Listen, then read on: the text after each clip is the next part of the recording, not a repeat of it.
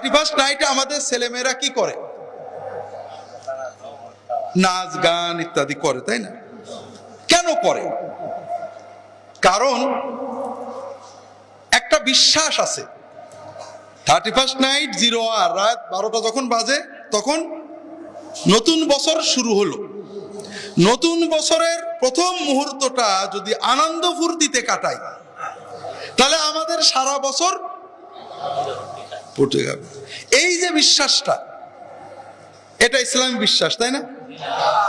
তবে এটা বিজ্ঞানসম্মত বিশ্বাস নাকি?